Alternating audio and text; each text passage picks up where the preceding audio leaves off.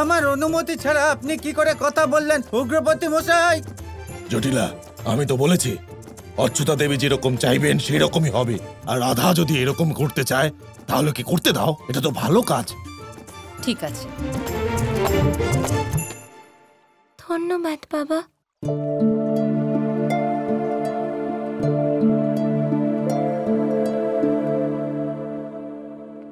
কিন্তু রাধা, একটা কথা মনে রেখো, এটা জ্ঞানের গঙ্গা।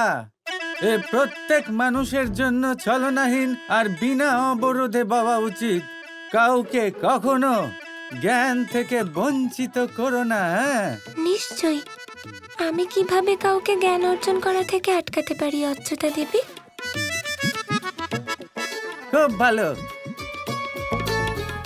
আর শুনে নাও পলাতক, উগ্রপতি মশাই আমাকে বলেছেন যে তোমরা দুজনে অবুঝ, যেটা 100% সত্যি কথা।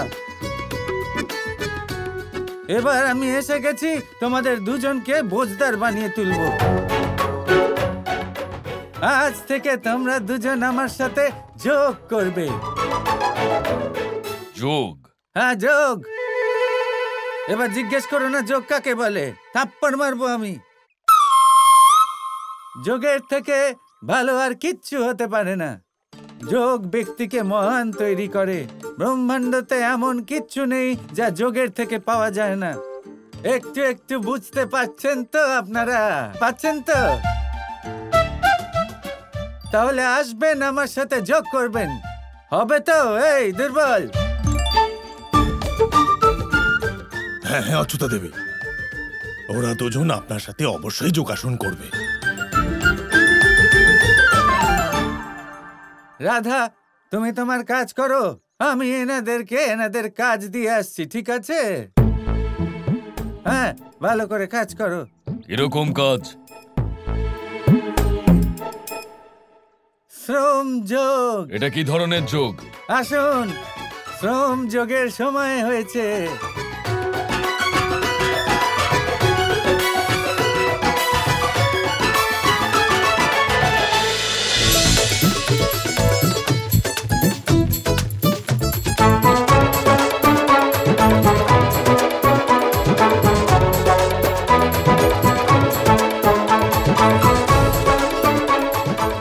এবার এই জমিতে আমি যেখানে যেখানে চিহ্ন করেছি সেখানে গর্ত করো। এই এত বড় জায়গা আমি খুঁড়বো? না হলে কি মহারাজ কংসকে ডাকবো? তুমিই খুঁড়বে। এই জায়গায় গর্ত করলে মাটি ছাড়া আর কি পাওয়া যাবে অচ্যুতা দেবী? যদি ভাগ্যে মাটি থাকে তবে মাটি পাওয়া যাবে। দেখুন, আর কিছু পান বা না পান, মনের শান্তি অবশ্যই লাভ করবেন।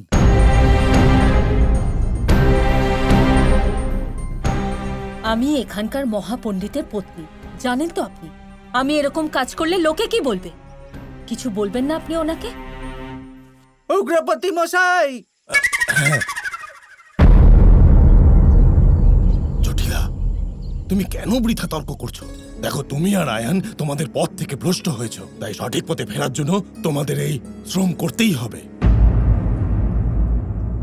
এই যে, মনে রাখবেন, সময় নষ্ট করবেন না। এই যে আপনারা করে সারাক্ষণ কথা বলতে থাকেন, দুজনে কাজ করবেন। আমি যখন ফিরে আসব তখন 1, 2, 3, 4 হাত গভীর গর্ত যেন খোঁড়া হয়ে থাকে, আমি সেটা দেখব। তোমার সাথে কথা বলছি, এদিকে দেখো। উগ্রপতি মশাই! হ্যাঁ, নিশ্চয়ই হবে। নিশ্চয়ই হয়ে যাবে।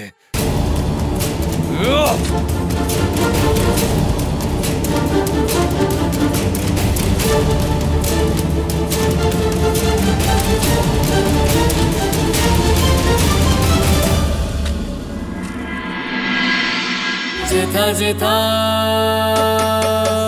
আরে যেথা যেথা রাধা সেথা যাবে নি মুরারি, আবিরি গুলাল ওড়াবে নি যে মুরারি।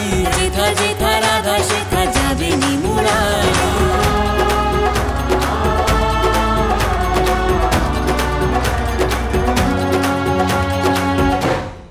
কৃষ্ণ, তুমি এখানে কি করছো? শুনলাম এখানে জ্ঞান বিতরণ করা হচ্ছে। কোথায় জ্ঞান আমাকে বলো, আমারও চাই একটু জ্ঞান। দেখো, তোমার এখানে আসা কারুর ভালো লাগবে না, এক্ষুনি এখান থেকে চলে যাও। তুমি বাকিদের কথা বাদ দাও, নিজের কথা বলো। আমার এখানে আসা তোমারও ভালো লাগে না রাধা?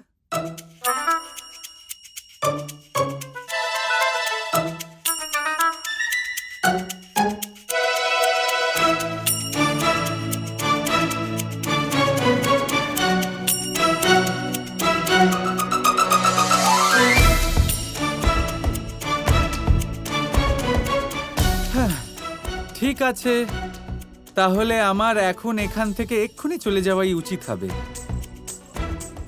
তার মানে এই জ্ঞানের মন্দির শুধু কারোর কারোর জন্য, সকলের জন্য নয় এই জ্ঞান। ঠিক আছে, আমি চললাম।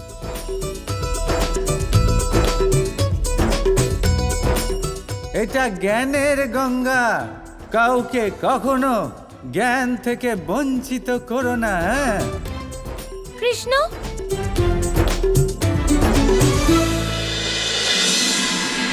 দাঁড়াও।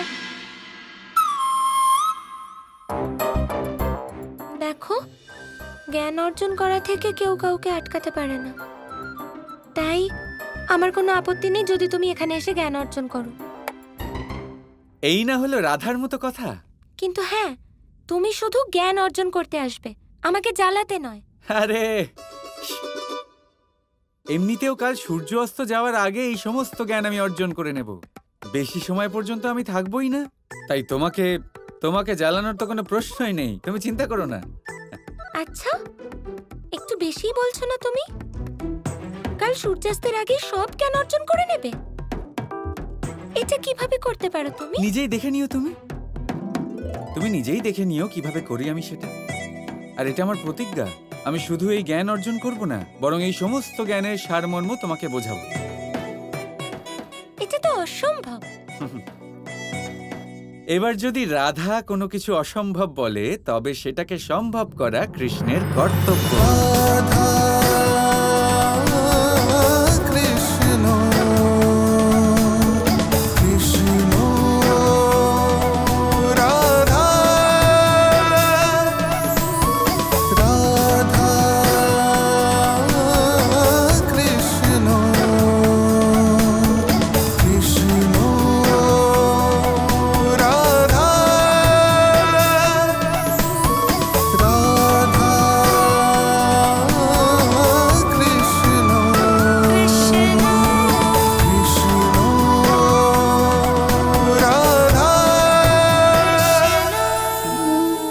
পাথর দেখতে পাচ্ছেন আপনি?